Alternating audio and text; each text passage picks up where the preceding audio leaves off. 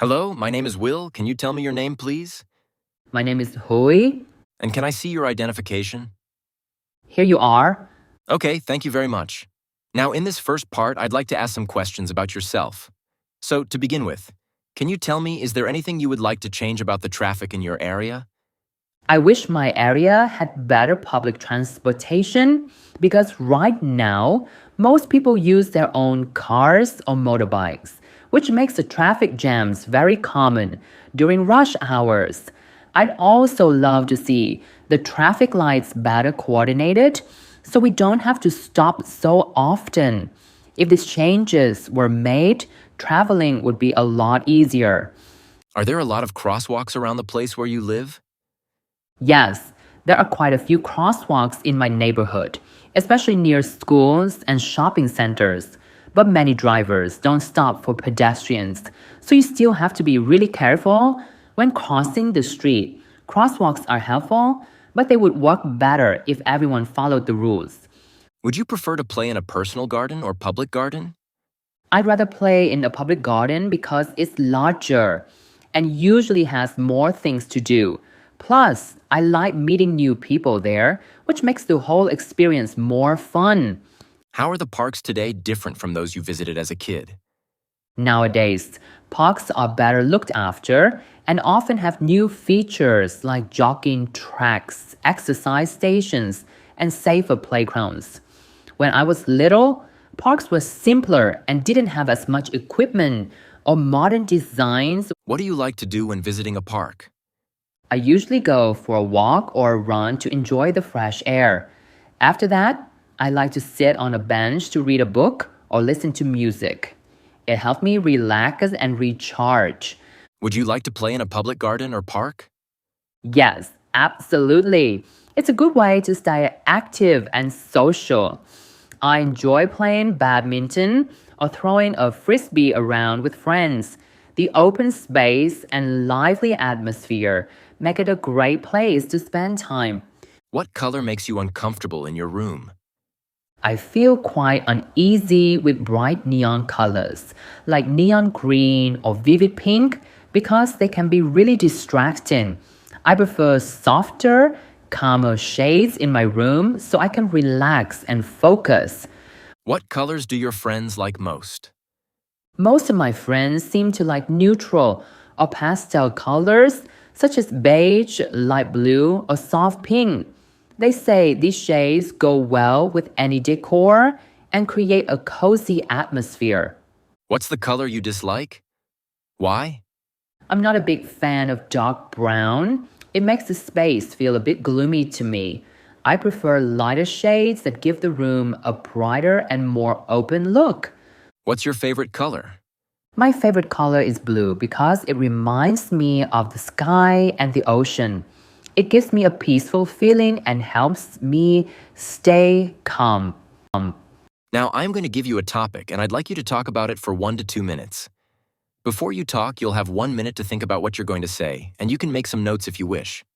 Do you understand? Yes, I do. Okay, so here's your topic, and take some time to prepare.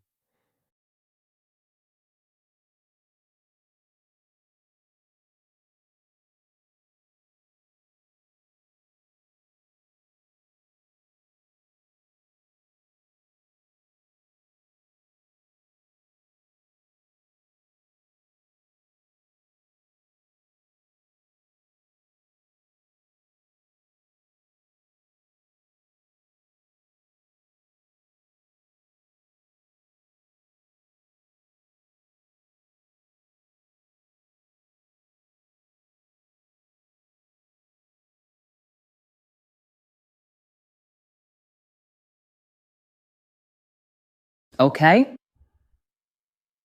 I'm ready? Okay, now you've only got 1 to 2 minutes, so don't worry if I stop you in the middle. Please start talking.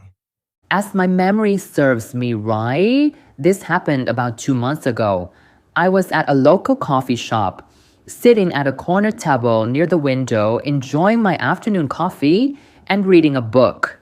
The cafe was quite busy with people chatting and the sound of coffee machines in the background.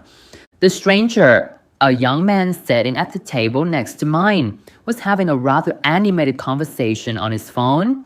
He was discussing a business proposal with someone, possibly a colleague or a client. He talked about innovative marketing strategies and how they could potentially increase their company's reach. His enthusiasm was evident as he passionately explained his ideas and plans. Initially, I felt a bit annoyed because I was trying to concentrate on my book, and his voice was quite loud. However, as I listened more, I became intrigued by his conversation.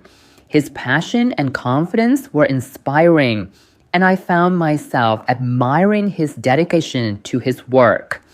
It reminded me of the importance of being enthusiastic and committed to one's goals. By the end of his call, I felt motivated to approach my own projects with the same level of energy and determination. Okay, right. Now I'd like to ask some questions related to this topic. Okay? Why do you think some people talk aloud on public transport? There are a few reasons why individuals might speak loud and clear on public transport. Firstly, some people naturally have booming voices, and they aren't conscious of how they sound to others. Perhaps they live in a busy household where loudness is a norm, so they carry it into public settings. Secondly, many people feel the need to speak over background noise, such as other passengers, announcements, or engine sounds. If the train or bus is quite noisy, they may raise their voice without realizing it. Finally, there's also the notion of urgency. They may be discussing something important or time-sensitive, so they forget their volume because they're focused on the conversation itself. Why do some people always break rules in public places? People flout rules for different reasons. Some see these rules like no smoking or silence in a library as too restrictive and feel they should have more personal freedom. So they ignore the guidelines if they think they can get away with it. Another possibility is that some individuals are unaware of or inattentive to the rules. It might seem obvious to many, but if they're new to the environment or easily distracted, they might unintentionally violate them. Also, there's a certain segment of the population that thrives on challenging authority or social norms. These individuals may enjoy pushing boundaries to assert their independence or stand out. Is it bad to talk on the phone in public places? I wouldn't say it's outright bad, but it depends on factors like volume, duration, and surroundings. A brief phone call spoken at a moderate volume usually won't disturb others, especially if the environment is already somewhat noisy, like a busy street. However, when someone is on a long or emotional call loudly, it becomes disruptive.